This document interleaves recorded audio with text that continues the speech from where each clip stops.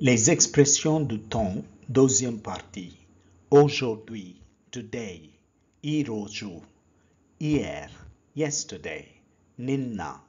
demain, tomorrow, రేపు, avant-hier, the day before yesterday, మొన్న, après-demain, the day after tomorrow,